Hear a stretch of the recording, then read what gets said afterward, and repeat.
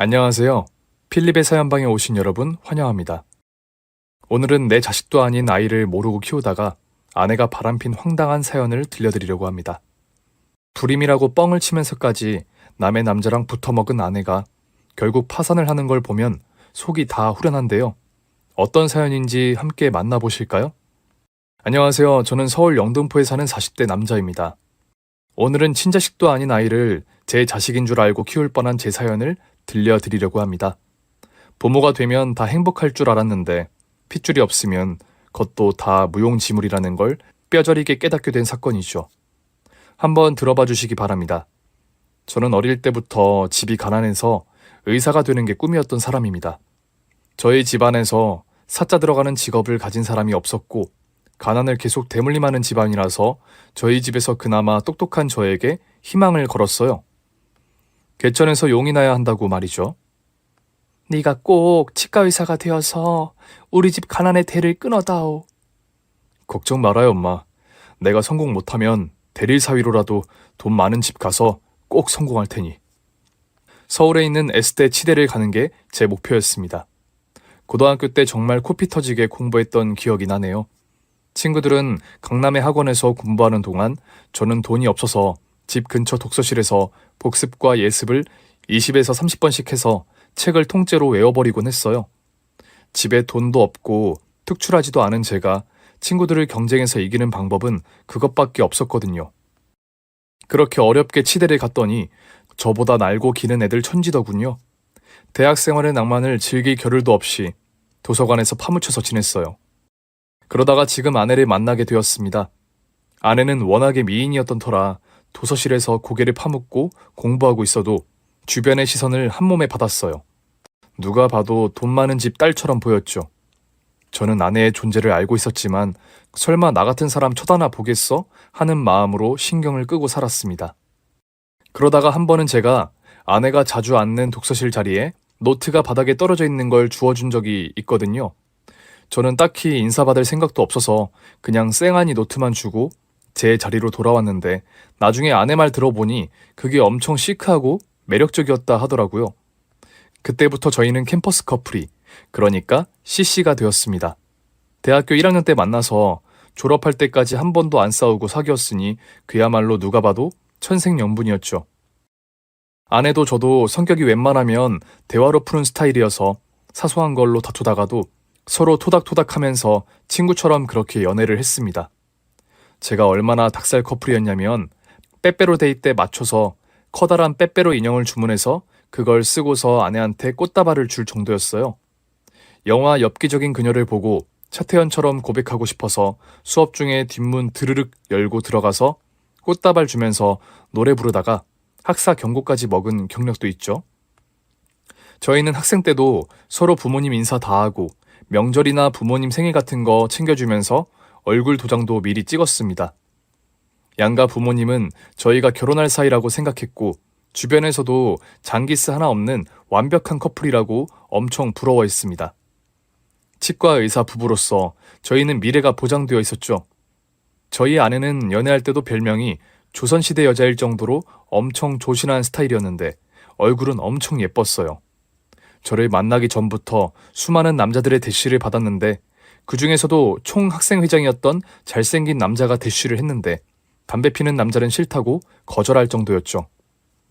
얼굴은 김태희, 몸매는 전지현이라고 해서 과내에서도 인기가 많았는데 어쩐 일인지 다른 남자의 데이트 신청은 모두 까면서도 제 데이트 신청은 받아주더라고요. 그렇게 아내랑 데이트를 하면서 주변의 부러움을 한 번에 받았죠. 우리 치과의사 되면 의사 커플이 되는 거네? 결혼해서 아이 낳으면 치과의사 시켜야겠다. 나중에 제가 아내한테 그때 왜 나랑 사귀기로 했냐고 물어보니까 제가 해달라는 대로 다 해주고 자기 말 잘 들을 것 같은 순둥이 얼굴이라서 그랬다네요. 그 말 듣고 살짝 기분이 나빴지만 뭐 그것도 그런대로 제 매력이라고 좋게 생각되더군요. 암튼 저는 아내랑 10년 연애 끝에 결혼하게 되었고 친구들은 제가 치대 퀸카랑 여자랑 결혼하게 되었다고 총각식을 엄청 빡세게 굴렸어요. 결혼식 전날에 친구들이 저를 둘러싸고 이상한 짓도 많이 시켰죠. 지나가는 여자들 아무나 짚어서 가리키면 제가 가서 혹시 임플란트 하셨어요? 하고 말하고 오는 거였어요. 그때 겨울이었는데 길거리에서 여자들한테 그거 물어보다가 싸대기를 엄청 맞았던 기억이 있네요. 그렇게 저는 어린 시절 바라는 대로 치과 의사가 되었고 예쁜 마누라를 얻어서 남들이 부러워하는 행복한 신혼생활을 시작했습니다. 집도 큰 평수는 아니지만 30평대 아파트를 목동에 얻었고 아내랑 같이 벌어서 얼른 개인 병원 차릴 돈을 모으자고 했죠. 그때는 해외여행 한 번 못 가고 살았는데 아내랑 밤마다 홍콩 여행을 다녀온 터라 결혼 생활이 아쉬울 게 없었습니다. 진짜 제 아내는 얼굴도 예쁜데 밤일이 끝내주는 여자였어요. 나는 진짜 복도 많지. 이렇게 밤일 잘하는 여자랑 결혼하다니. 내가 원래 남자 잘 꼬시는 스타일이야. 몰랐지? 근데 왜 학교 다닐 땐 그렇게 튕겼어? 여러 명 만나고 다니는 건 에너지 낭비야. 한 놈을 제대로 골라야지. 무슨 한 놈만 패는 그런 거야? 그때는 웃으면서 말했지만 저는 아내가 얼마나 독하고 무서운 여자인지 몰랐던 거예요. 왜 결혼하고 얼마 안 됐을 때는 콩깍지 씌여서 잘 모르잖아요. 저도 아내가 조신하고 착하고 예쁜 그야말로 환상 속에 있는 그런 여자라고만 생각했던 거죠. 결혼 생활은 그렇게 아쉬울 게 없었는데 딱 한 가지, 애가 안 생긴다는 게 문제였어요. 결혼하고 3년쯤 지나서 즐길 만큼 즐겼으니 애를 가질 때가 되었는데 이상하게 애가 안 들어서는 거예요. 제가 나름 정력이 센 남자라서 하루에 3번씩 하고 그랬는데 기미가 전혀 안 보였죠. 배란일도 맞추고 다 했는데도 안 돼서 슬슬 저도 초조해지기 시작하더군요. 저희 부부가 언제 애 생기나 지켜보면 장인 장모는 걱정이 되어서 매일 전화가 왔죠. 특히 장모님은 제가 처가 갈 때마다 눈치를 주더군요. 자네 요새 너무 바쁜 거 아닌가? 네? 요즘 일찍 집에 들어가고 처랑도 잘 지내는데요. 근데 왜 애가 여태 소식이 없나? 노력은 하고 있습니다. 실망시켜드리지 않을게요. 처가에서 목동 아파트 살 때 2억 정도를 지원해 주셨기에 저는 장모님 말을 허투루 들을 수가 없었어요. 장인어른도 내심 손주를 기대하고 있어서 어떻게든 임신을 해야 했죠. 혹시 제가 문제인가 싶어서 병원에 가서 정자 검사를 했는데 별 이상은 없더라고요. 저는 혹시나 해서 아내한테 자기도 병원에 가보는 거 어때? 하고 물었더니 아내가 버럭 화를 내는 겁니다. 불임은 남자 쪽 문제지 자긴 아무렇지도 않다나요? 그래서 그때부터 인터넷으로 정자수 늘리는 법이나 임신 잘 되는 체위, 임신 잘 되는 시기 이런 걸 겁나게 검색해서 시도해보곤 했어요. 살면서 입에 대본 적도 없는 한약을 먹고 아내를 데리고 자라탕을 먹으러 갔다 올 정도였죠.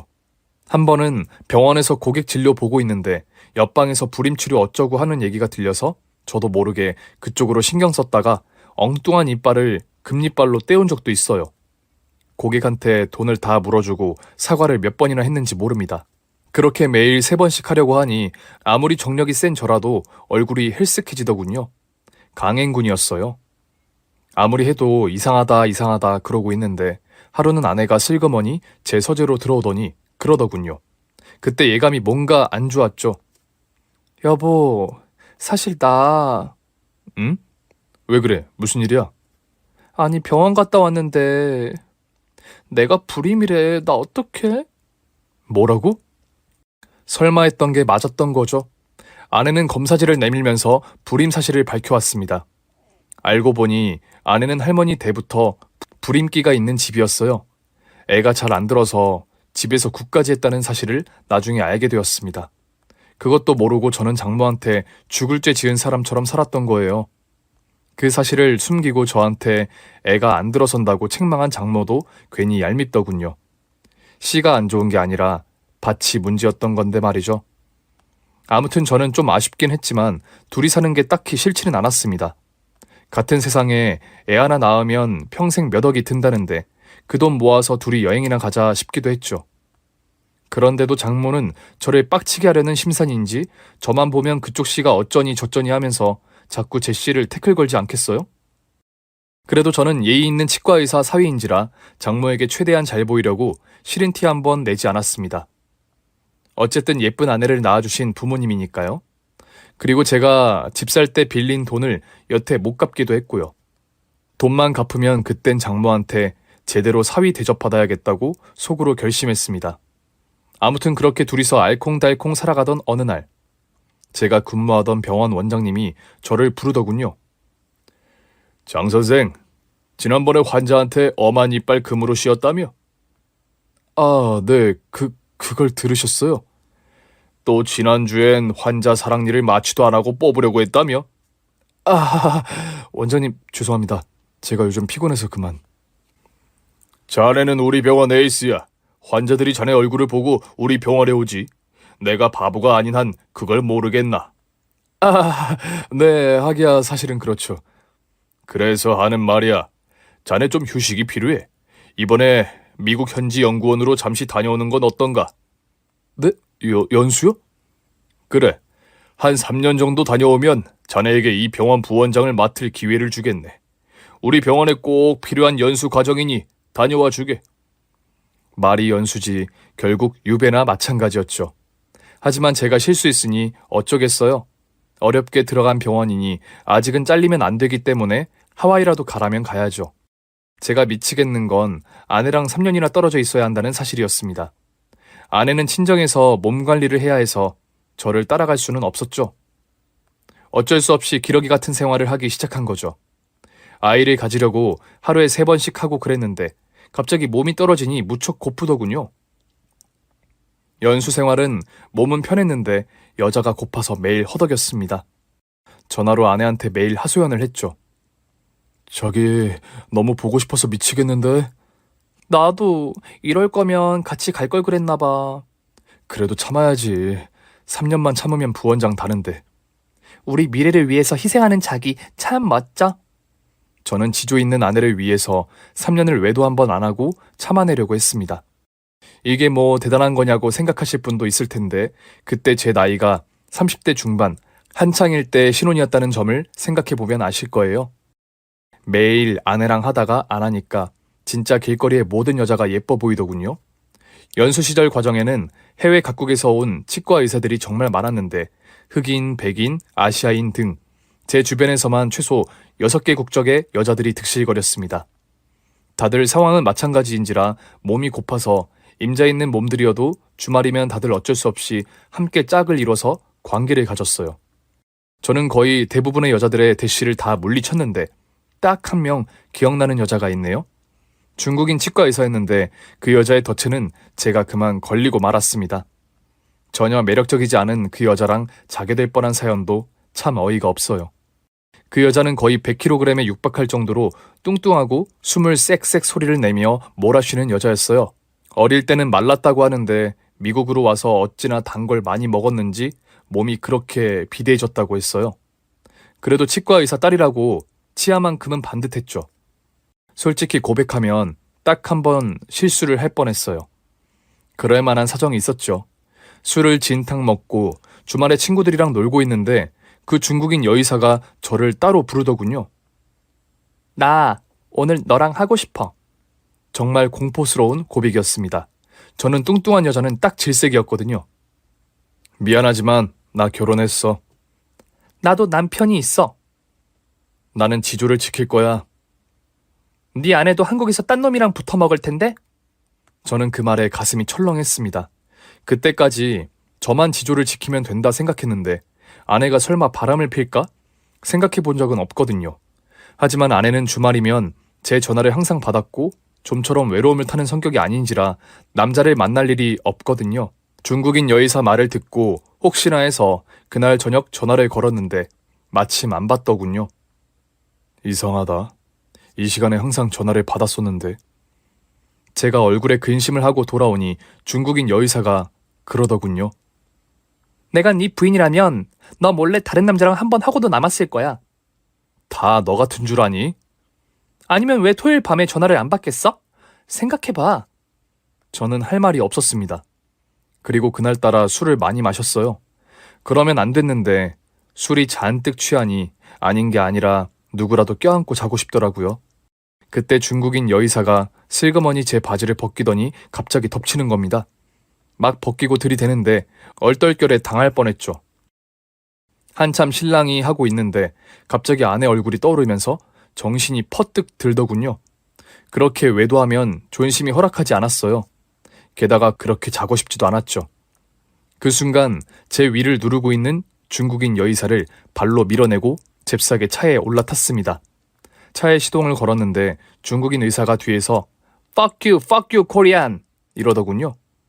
다음날 아침에 술이 깬 저는 불이 나게 집으로 전화를 걸었어요. 이번엔 아내가 받더군요. 어젠 왜 전화 안 받았어? 밤 늦게까지 전 부쳤어. 한국은 설이잖아. 다음번엔 문자라도 해. 사람 걱정되게. 여기랑 시차가 다르니 자기 잘까봐 그랬지. 왜? 내가 바람이라도 폈을까봐? 당신 그런 위인이 못 되는 거 아는데 뭘. 이때까지만 해도 저는 그냥 그러려니 하고 말았습니다. 설마 별일 있겠거니 하고 말이죠. 하지만 살다 보면 그 별일이 항상 발목을 잡거든요. 아내는 제 연수생활 2년차에 접어들자 제 전화를 받는 때보다 안 받는 때가 더 많아졌습니다. 나중에 전화가 와서는 이런저런 핑계를 둘러대더군요. 아내가 저에게 애정이 식었구나 하고 느낄 정도였어요. 2년차쯤 되니 한국에 가고 싶어 미치겠더군요. 부원장이고 나발이고 내가 뭐 때문에 타국에서 이 개고생인가 싶기도 하고요. 이쯤 되면 원장 새끼는 저를 부를 법도 한데 한 번 더 들어오라는 말을 안 하더라고요. 가끔 전화하면 조금만 참아를 앵무새처럼 반복했습니다. 뭐 부원장 자리를 주기로 각서를 쓴 것도 아니고 그냥 말로만 그러는 건지도 모르는데 그때는 무슨 정신으로 그 말을 철석같이 믿었는지 모르겠습니다. 연수 기간에 부원장이 저에게 주어진 미션이 있었어요. 로버트 리라는 작자에게 병원에 꼭 필요한 자료들을 공유받아야 한다는 거였죠. 로버트 리는 70대 중국계 치과 의사였는데 당시 미국에서 턱 교정술에 대한 권위 있는 논문을 써서 주목받고 있었어요. 저는 4년 내내 그의 밑에서 배우면서 어떻게 하면 그가 쓴 논문의 일부를 배울 수 있을까 호시탐탐 기회만 노리고 있었습니다. 로버트 리가 어떻게 하면 저에게 친절하게 그 의술에 대해 전수해줄까 고민한 거죠. 어느 날엔가 로버트 리가 저를 부르더니 이렇게 묻더군요. 닥터 작, 교정술 내용 배우고 싶지? Of course, 당연하죠. 그것 때문에 4년을 기다린걸요. 제가 뭘 하면 그걸 가르쳐 주시겠습니까? 내가 그걸 가르쳐 주는 대신 조건, 아니 부탁이 있어. 부탁이요? 뭔들 못 들어드리겠습니까? 말씀만 해보세요. 내 딸하고 한 번만 데이트를 해주게. 네? 당신 딸 누구요? 알고 보니 저와 함께 공부를 하고 있는 중국인 여의사가 로버트 리의 친딸이었던 거죠. 그 여자는 저와 만나기 위해 자기 아버지를 미끼로 쓴 것이었습니다. 애초부터 로버트 리가 중국인 여의사의 아빠라는 걸 알았다면 그따위 개고생을 하지 않고 곧장 한국으로 돌아왔을 텐데요. 하지만 저는 이미 3년이 넘는 시간을 써버렸고 거기서 칼을 뽑은 이상 무라도 베어내야 할 팔자였어요. 로버트 리의 조건은 제가 자기 딸과 데이트를 몇 번만 해주면 자기가 그 논문 내용을 가르쳐주겠다는 거예요. 자기 딸이 평생 남자랑 데이트 한번 못 해봤으니 소원을 풀어주고 싶다고 했죠. 한마디로 저는 중국인 여의사랑 데이트용 마루타 인형인 셈이 된 거죠. 그렇게 억지로 데이트를 하고 한밤에 공원을 걷고 있는데 그 중국인 여자가 또 저를 눕히더니 바지를 벗기려고 하더군요. 순간 저도 모르게 욕이 나왔습니다. 미친년! 시도 때도 없이 지랄이네? 이 손 안 나? 야, 그만 튕기고 한번 해. 어차피 너 우리 아빠한테 연구 결과 받아야 하잖아. 눈 딱 감고 한번 하자. 내가 중국에서 전봇대랑 하는 한이 있어도 너 같은 뚱보랑은 또 안 해. 알았어? 그리고 저는 그 여자를 밀어내려고 했어요. 그러자 중국인 여의사가 휴대폰을 꺼내더니 저한테 소리를 지르면서 말하더군요. 너 그럼 네 아내한테 전번에 나랑 잤다고 다 까발린다? 뭐라고? 너 지금 협박하냐? 못할 것도 없지. 네가 결정해. 나랑 한 번 더 하고 연구 결과 받아갈 거야? 아니면 빈손으로 한국으로 가서 이혼당할 거야? 판단 잘해. 그럼 내가 애무해줄게. 정말 할 말이 없었습니다. 제가 선택할 수 있는 게 없었거든요. 저는 그 여자한테 애무해주는 조건으로 딱 10분 안에 끝낸다고 했어요. 그리고 진짜 눈물을 흘리면서 원치도 않는 여자랑 야밤에 공원에서 애무를 하면서 울부짖었습니다. 그 중국인 여자는 신음소리도 무슨 고릴라같이 이상한 소리를 내더군요. 제 인생 최악의 날이었다고 할까요? 다음 달에 저는 약속대로 로버트리에게 논문 자료를 받고 한국으로 돌아올 수 있었습니다. 그 자료를 받고 입이 귀에 걸릴 원장을 생각하면 흐뭇했죠. 제가 드디어 부원장이 될 절호의 기회를 얻었으니까요. 너무 신이 나서 아내에게 전화를 걸었습니다. 나 이제 곧 한국으로 돌아가. 논문을 다 완성했거든. 벌써? 아니 왜? 아직 1년 남았잖아. 예상보다 연구 결과를 빨리 손에 넣었거든. 근데 왜? 내가 가는 게 별로 안 기쁜가 보네? 아니, 당연히 기쁘지. 나도 자기가 엄청 보고 싶었어. 저는 아내가 당황하는 게 좀 이상하긴 했지만 그래도 한국에 돌아갈 생각에 신이 났어요. 아내는 공항으로 저를 마중 나오기로 했죠. 인천국제공항에서 내려 게이트 앞으로 아내를 찾는데 아내가 어떤 꼬마 아이와 함께 있더군요. 아빠! 아이는 저를 아빠라고 외치며 품에 달려와 안겼습니다. 진짜 당혹스러웠죠. 3년 만에 집에 왔는데 갑자기 집에 애가 있으니까요. 영문을 몰라서 아내를 보고 있으니 일단 집에 가서 얘기하자고 하더군요. 3년 만에 돌아온 집은 많은 것이 바뀌어 있었습니다. 그 전에는 아내의 취향이 담긴 집이었는데 이제는 육아용품이며 아이 위주의 인테리어로 바뀌어 있었죠. 저는 너무 황당해서 대체 이게 무슨 일인지 설명을 해달라고 했습니다. 아내는 어쩔 줄 몰라 하면서 저에게 고백하더군요. 사실 당신 출국하고 나서 너무 적적하고 외로워서 아이를 입양했어. 입양? 내 의견도 안 묻고? 그냥 이렇게 덥석 아이를 입양한 거야? 미안해. 그치만 나는 아이가 너무나도 갖고 싶었어. 울면서 말하는 아내를 보니까 또 화가 누그러지더군요. 남편 없이 오죽 외로웠으면 그랬을까. 사연을 들어보니 아이가 너무 갖고 싶어 근처에 있는 고아원에서 봉사를 했는데 거기서 봉사하다가 만난 아이를 데려다가 키우게 된 것 같았어요. 아이는 자그마한 체구에 인형 같은 얼굴이어서 누가 봐도 예쁘다고 할 만한 얼굴이었어요.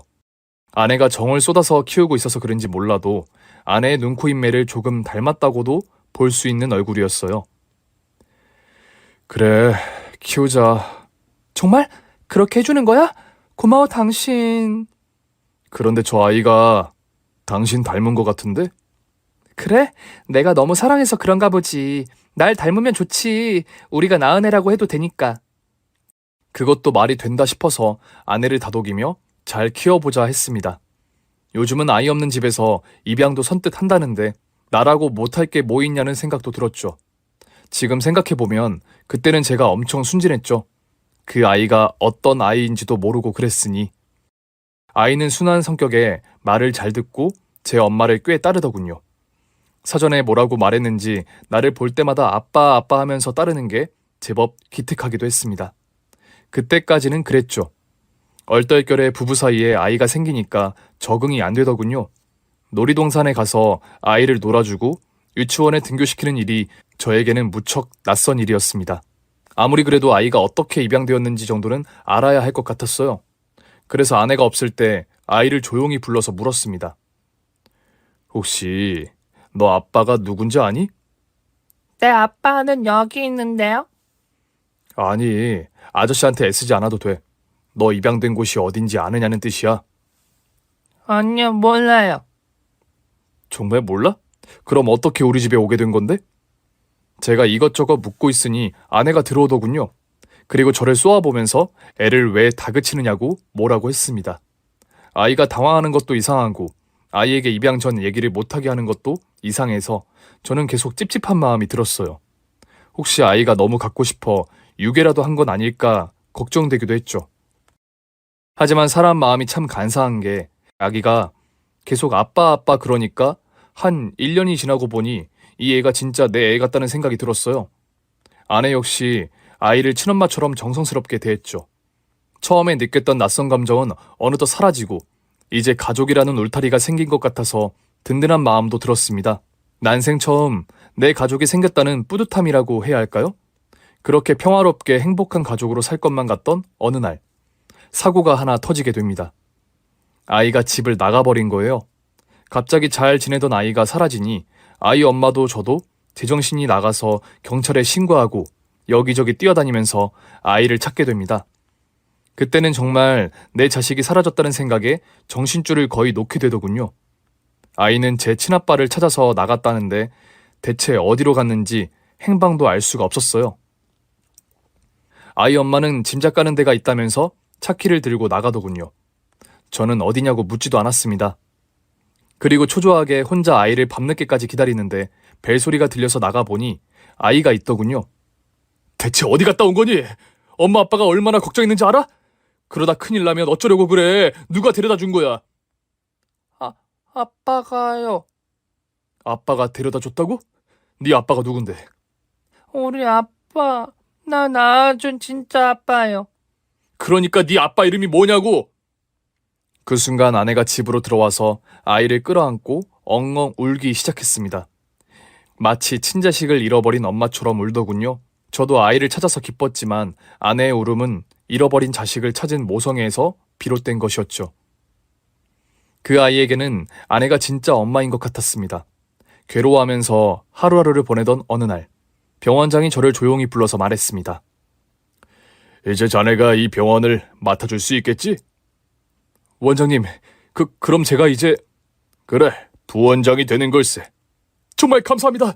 원장님, 정말 감사합니다. 자네는 그만큼 노력했으니 보상을 받은 거지. 앞으로 잘 해보게. 병원장은 제가 연수에서 돌아온 이후로 이상하리만치 친절하더군요. 원장이 그렇게 친절하게 대해주는 모습을 보니 전에는 괘씸죄로 저를 유배 보낸 거라는 오해가 사그러들었습니다. 그리고 저 역시 이 병원을 키워보겠다는 생각으로 열심히 하루하루 일을 했어요. 그렇게 부원장으로 신이 나서 일을 하던 어느 날, 퇴근하고 돌아오는데 집 앞에서 원장님 차가 서 있는 걸 목격하게 됩니다. 원장이 저를 찾아왔다는 건 뭔가 일이 생겼다는 거거든요. 저는 차로 가까이 가서 문을 두들기려고 하는데 갑자기 차가 급발진하더니 급하게 사라지는 거예요. 저는 집에 혹시 원장이 왔다 갔는지 몰라서 아내에게 물었죠. 혹시 원장님이 우리 집에 오셨었어? 아니, 원장님이 우리 집에 왜 와?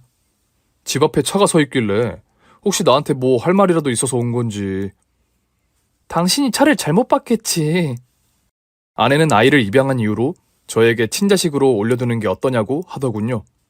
입양을 하긴 했지만 정식으로 제가 부양자가 되려면 법적 절차를 밟아야 한다고 하더군요.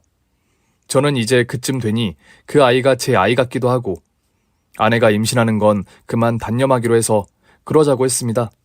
아내는 벌써 법무사무실에 필요한 서류가 무엇이 있는지 의뢰해본 모양이더군요.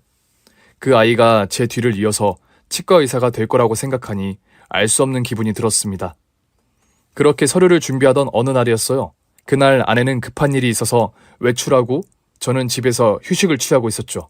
아이가 유치원에서 돌아왔는데 갑자기 아빠가 보고 싶다고 우는 겁니다.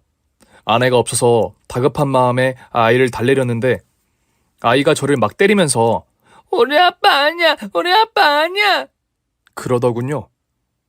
내가 이제 아빠야. 우리 정식으로 가족이 된 거야. 알았지? 아니야, 우리 아빠가 아니야. 우리 아빠는 저번에 나를 안아줄 사람이라고.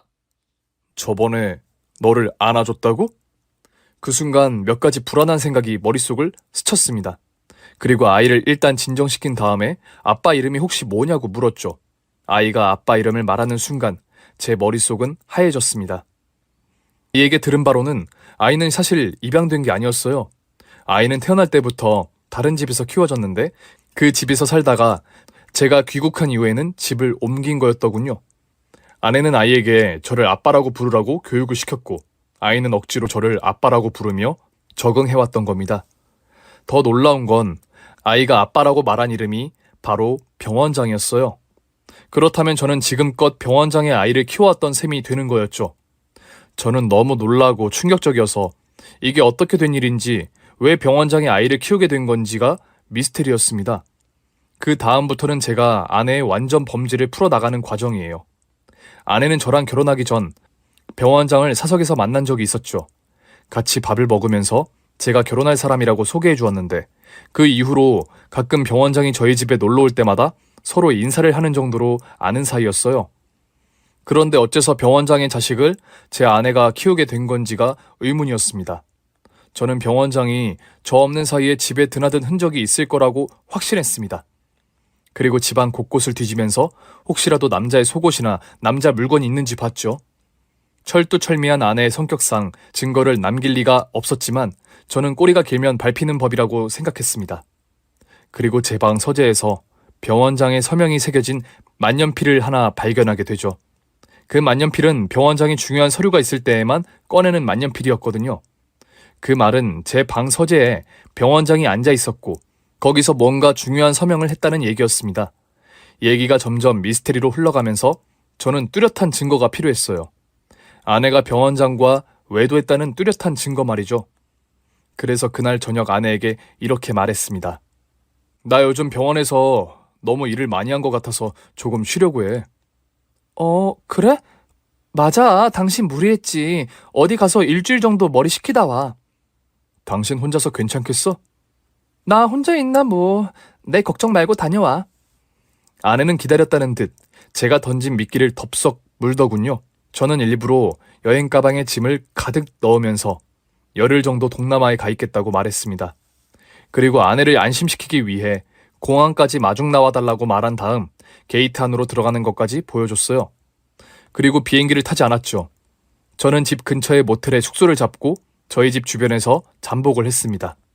아내가 어디로 가는지, 병원장을 만나는지 증거를 잡아야 했거든요. 주도 면밀한 아내는 1에서 2일차까지는 평소와 다름없는 패턴이었습니다. 아이를 데려다주고 장을 보고 돌아와서 집에서 살림을 하는 것은 이렇다 할 특별한 점은 없었습니다.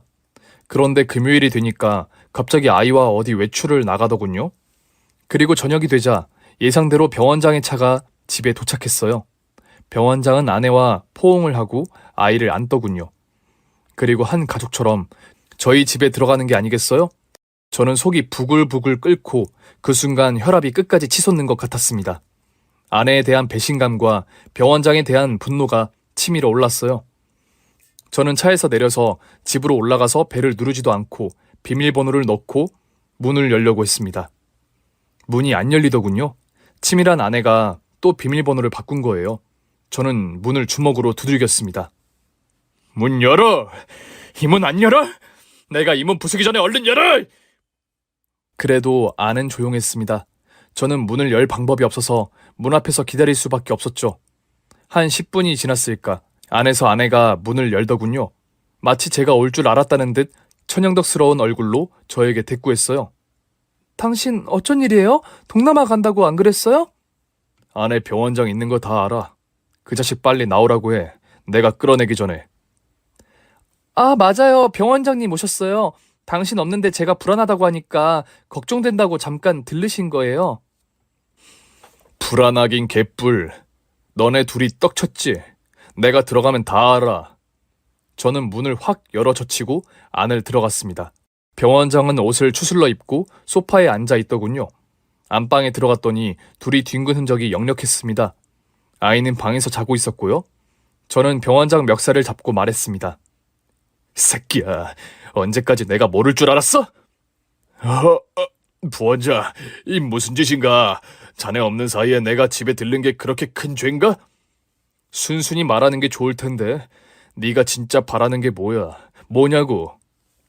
나는 자네가 우리 병원을 이어받길 바라는 것뿐이야. 자네 가족이 잘 되길 바라는 것뿐이고. 증거를 잡으려고 잠복까지 했는데 억울했습니다. 물증이 없으니 심증만 갖고 외도의 흔적을 찾을 순 없었어요. 병원장이 돌아가고 나서 아내를 거실에 앉혀서 대화를 했습니다. 네 아들이 다 불었어. 뭘? 네 아들이 병원장이 아빠라고 다 불었다고. 네가 입양했다고 뻥친 거 다 안다고. 그래? 잘 됐네. 차라리 어차피 당신하고 오래 살 생각은 없었으니까. 네 속셈을 내가 모르는 것 같지? 속셈? 무슨 속셈? 네가 그 아이 양자로 들여서 병원 이어받게 하려고 했던 거잖아. 끝까지 내 아이인 척. 그러고 나랑은 껍데기만 결혼 생활을 하면서 병원장이랑 즐기면서 살려고 그랬잖아. 왜 그렇게 골치 아프게 그래? 그럴 바엔 당신이랑 이혼하고 말지. 아니지. 네가 그 정도로 바보는 아니지. 너는 내가 평소에 보험을 많이 들었다는 것도 알고 있었고, 그리고 내가 죽으면 10억 이상 나온다는 것도 알고 있었지. 나랑 이혼하게 되면 재산을 반으로 나눠야 하는데 그럴 바엔 내가 죽으면 보험금 타먹고 병원장이랑 재혼하는 시나리오가 낫지 않겠어? 자기 연수 다녀오는 동안 상상력이 풍부해졌네? 닥치고 너희 둘 내가 어떻게 복수하는지 봐봐. 그리고 그날로 아내랑 이혼 도장을 찍었습니다. 물증이 없는 어디까지나 합의 이혼이었기 때문에 저는 위자료를 정확히 반으로 나눠야 했죠. 병원에서도 쫓겨난 건 물론이었고요. 병원장은 이제 제가 필요 없다고 생각했는지 저를 이런저런 핑계를 대고 내쫓더군요. 그리고 제가 병원에서 나가자 아내를 부원장 자리에 앉혔어요. 아내와 병원장 이니셜을 따서 병원 이름까지 바꾸더니 언론에 기사까지 내보내더군요. 모든 게 계획된 거였죠.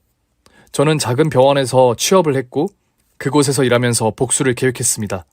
일단 아내의 외도에 대한 복수, 그리고 저를 뺑뺑이 돌리면서 개고생을 시킨 병원장에 대한 복수가 그 순서였죠. 저는 장모님을 찾아갔어요. 그리고 장모님한테 협박 아닌 협박을 했죠. 제 아이도 아닌 애를 임신하고 이혼까지 한 집사람에 대한 보상을 해주세요. 자네도 알다시피 그건 나도 몰랐고 누구도 예상할 수 없던 일이었네. 다 알고 계셨으면서 거짓말하지 마세요. 제가 독한 마음 먹으면 그 병원에서 1인 시위하면서 이 사건 다 폭로할 수도 있어요. 그럼 집사람 경력에 치명타가 될 겁니다. 그렇게까지 하시길 바라세요? 저는 이미 인생 바닥을 쳤어요. 못할 일이 없다고요. 자네 뭘 원하나? 저한테 개인 자금으로 2억만 빌려주세요. 아니, 그냥 주세요. 그럼 각서 하나 쓰게. 저는 장모에게 이 사건을 어디에서도 발설하지 않는다는 조건으로 각서를 쓰고 2억을 받아냈습니다. 그리고 병원장이 있는 건물 옆 작은 상가를 하나 사서 개원을 했죠. 로버트 리에게 배운 내용이 있었기에 저도 부원장일 때와 똑같은 교정 기술을 내세운 병원으로 마케팅을 했어요. 현수막을 크게 걸었죠. 짝퉁이 아닌 진짜 오리지널 교정술로 진료해드립니다. 제가 부원장일 때 저를 찾아오던 고객들에게 전화를 걸어서 제가 개원했다는 사실을 알렸습니다. 그랬더니 환자들이 병원장이 있는 병원 옆에 있는 제 병원으로 오더군요. 병원은 조금씩 장사가 잘 됐습니다. 그리고 저는 로버트 리에게 전수받은 내용 중 병원장에게 말하지 않은 교정술이 한 가지 더 있었거든요. 그 시술을 하기 위해서는 특허받은 기계를 들여놔야 해서 1억이 더 필요해서 대출을 받아서 들여놓기까지 했어요. 지역신문에는 땡땡병원 부원장 출신 진짜 교정 전문가라는 타이틀로 저희 병원 기사가 계속 나갔고 급기야는 병원장 병원으로 가던 환자의 90%가 저희 병원으로 오기 시작했습니다. 저는 돈을 쓸어 담듯이 벌었고 병원장 병원은 손님이 없어서 건물 매각 위기까지 왔어요. 그쯤 되니까 병원장과 아내가 저를 찾아오더군요. 제가 이혼한 지 거의 1년 만이었죠. 호랑이 얼굴을 하고 온 아내를 보니까 조금 속이 후련하더라고요. 병원장은 머리가 다 빠져서 이미 반쯤 노인네 몰골을 하고 왔죠. 진짜 1억이야? 사람이 왜 이렇게 치사해? 내가 치사할까? 너희 둘이 비열한 걸까? 원하는 게 뭔가? 자네 돈이 필요한가?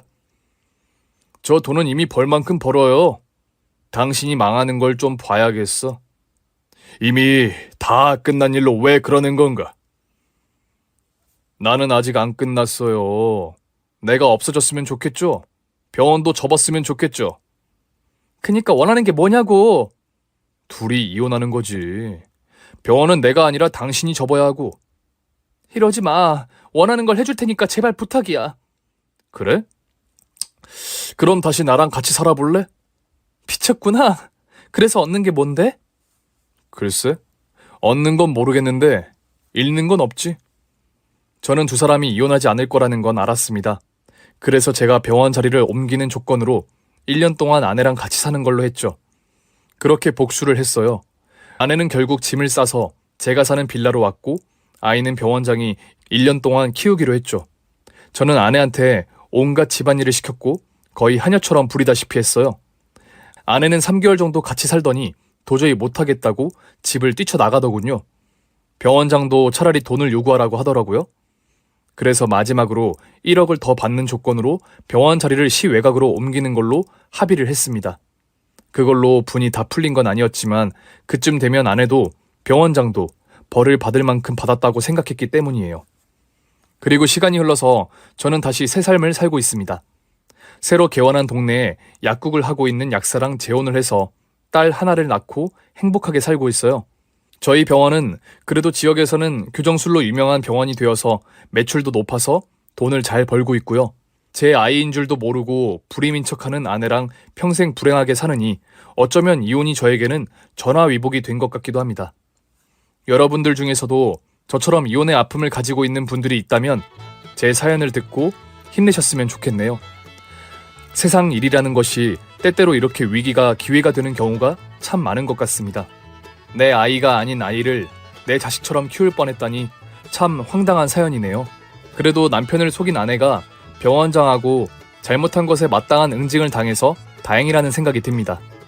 여러분들도 이렇게 나쁜 가족과 함께 살고 있다고 해서 절망하지는 마시고요. 살면서 이런 절망이 또 다른 희망으로 바뀔 수 있다는 걸 믿고 오늘도 긍정적인 기운으로 하루를 살아가시기를 응원해드립니다. 그럼 저는 다음에 더 재미있는 사연을 들고 찾아뵐게요. 감사합니다.